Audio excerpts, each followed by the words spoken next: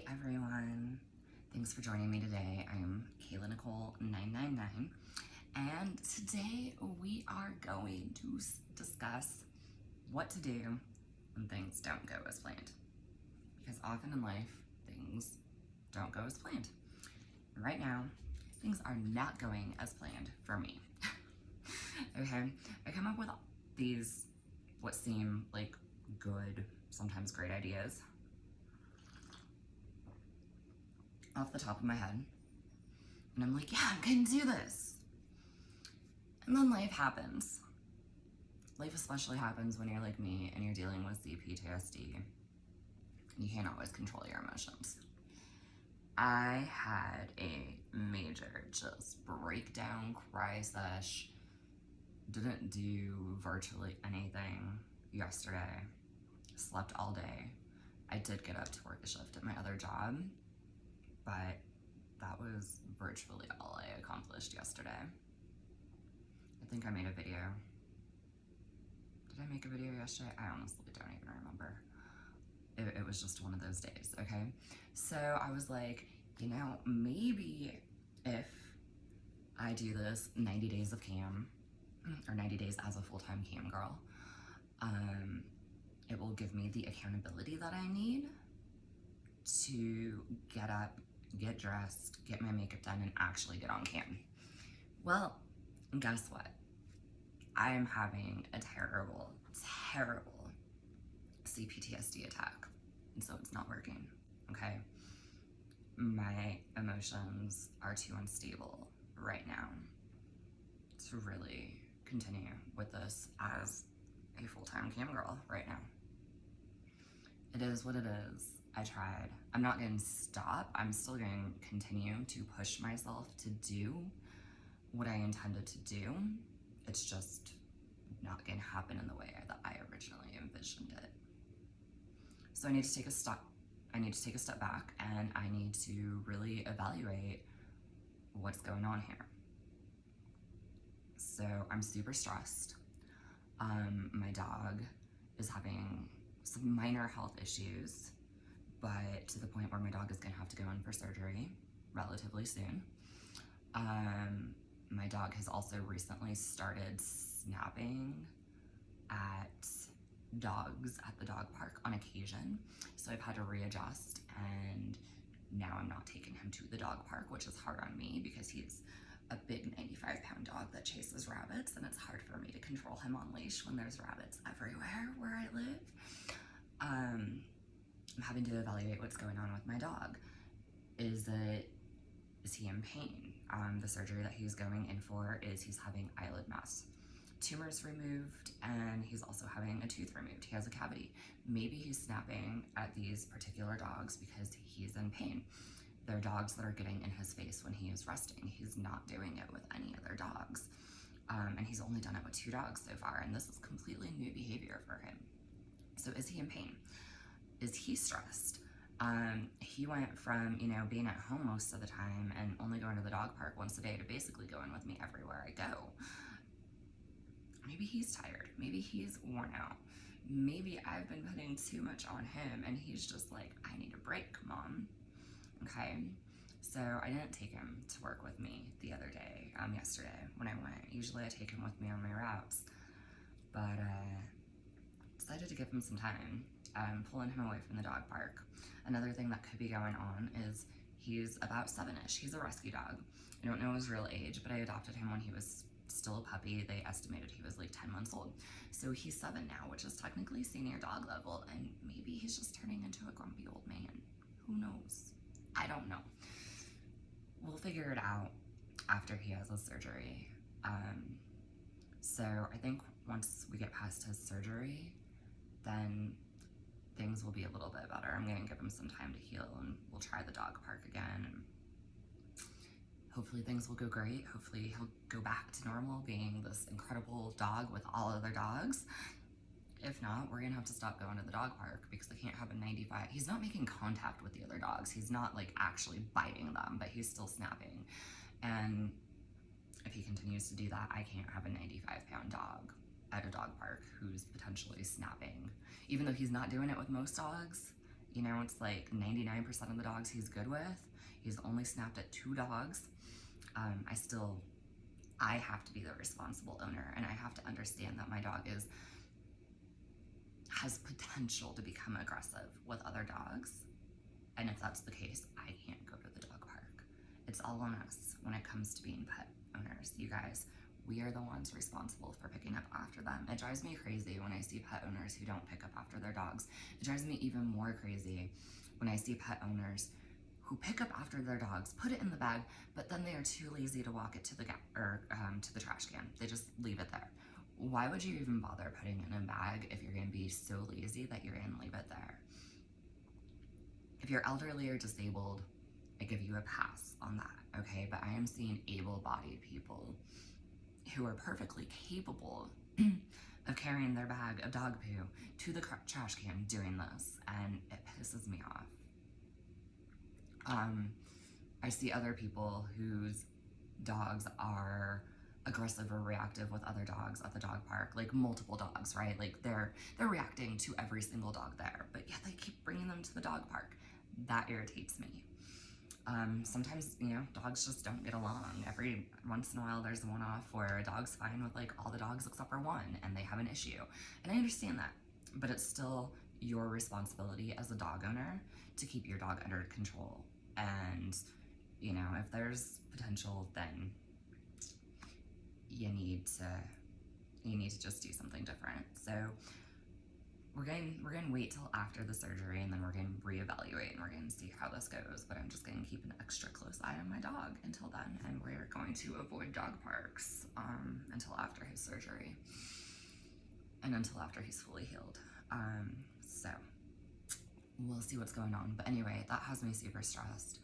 I also have car issues, like things that are probably going to cost thousands of dollars, and that's stressing me out because I don't really have the money to fix this. And it puts me at a disposition because, you know, one of my jobs is the driving job that I use my personal vehicle for. So I'm taking that in to get it looked at soon. See what happens. These are all things that I really don't have a lot of control over. These are, you know, things that you don't necessarily expect either, but life happens. On top of that, I'm just still really heartbroken. And being a cam girl when you're heartbroken is not easy. Talking to these men who want to have sex with you when you're heartbroken is not easy. You know, I don't follow that in order to get over somebody, you need to get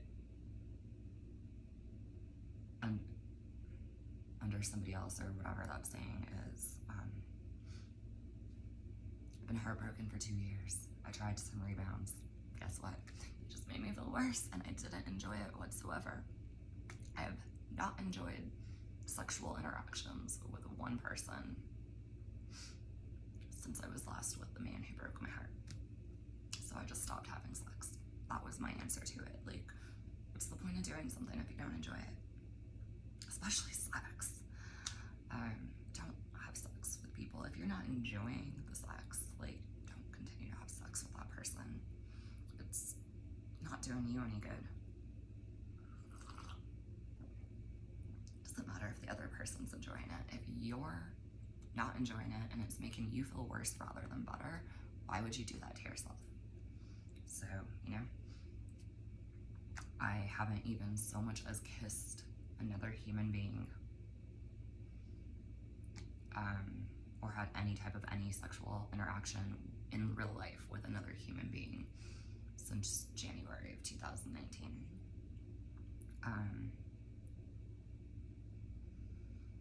You know, everything that I do is virtually, and you're gonna pay for those interactions with me. I can, when in the right mood, I can do that. But when I'm suffering from PTSD, it's really hard for me to just put myself in the mood to interact with these guys on cam.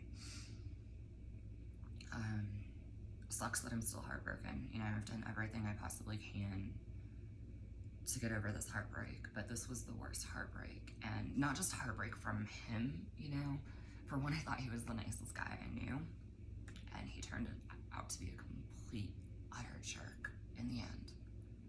I never saw it coming. I was completely blindsided by him. And then I had his friend tell me that he was just using me for sex. Wonderful.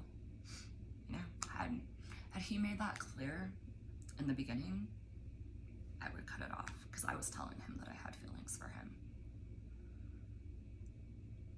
He was making plans with me for a year in the future. Who the fuck just uses somebody for sex but makes plans with them for a year in the future? Yeah. Anyway, you know, so he hurt me.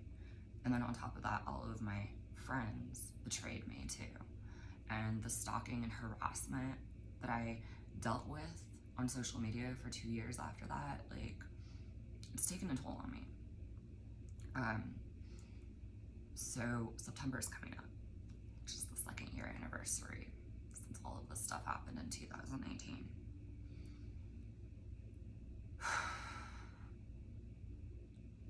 We're also coming up on the anniversary of one of my best friend's suicide.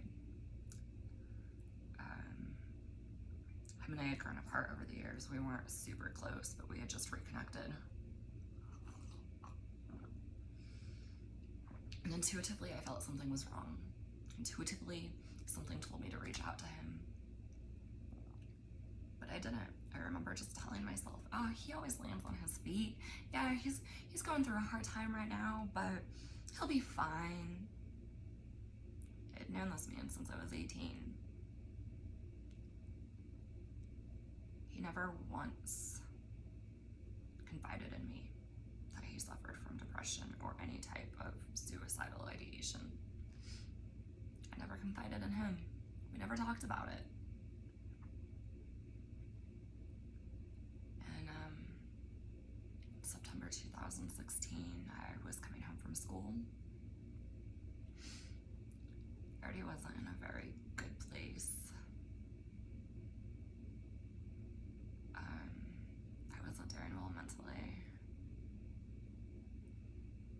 I was recently out of the psychiatric hospital myself because I was in one of the worst depressions and downward spirals of my entire life.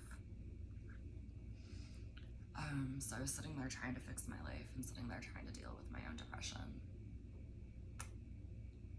And I'm scrolling through Facebook. I'm sitting in the garage. I'm scrolling through Facebook and I see RIPs for my friend.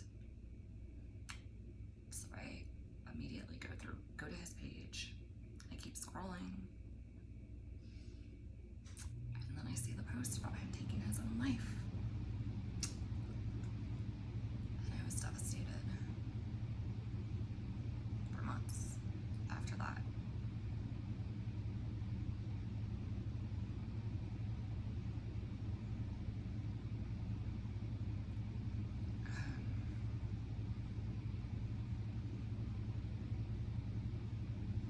I think it was 2016. Maybe it was 2015. I don't know. I can't really think right now. It's been a few years since it happened though. I'd have to go back on Facebook and actually check. But I have Facebook deactivated. I have Instagram deactivated. I have most of my social media channels deactivated.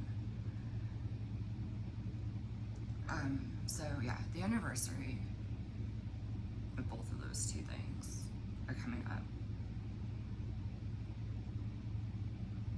And then on top of that, I lost another family member to suicide in February of this year. Another one I never saw coming, although I should have, you know? The signs were all there, but again, I didn't think this person would ever actually do it. So anyway, I'm not doing okay right now. I'm trying to be okay, but I'm not doing okay. So I'm not gonna push myself to work CAM. I'm going to take a mental health break, and if I can work CAM, then I'm gonna try. If I can't, I'm not gonna push myself. But I am going to readjust. Because when life just takes a dump on you. Like, what can you do? You can sit here, you can cry, and you can say, oh, life is never going to work out for me, and I just deal with problem after problem after problem. And you can do that. I'm not saying, I mean, go ahead, release your feelings. However, does just complaining actually do anything to change your situation? No. It never does. So you actually have to take steps to improve your situation. So the things that I'm going to try to do to readjust right now, I'm going to continue working my other job because that is one job that I can work. You know, I have very little contact with actual people in that job. It's mainly just me and myself driving in my car, getting out, you know, making a few stops here and there, and then I'm done. It's a very easy job for me to work when I'm suffering with PTSD, which is why I'm probably never going to stop working in it. Like, even if I'm super successful at CAM, I'm always going to have that as a just in case I need it alternative. So I'm going to focus on that job now and less on CAM. If I'm feeling up for CAM, I will go ahead and do it. But what I'm going to do instead, I totally fell off track, all right?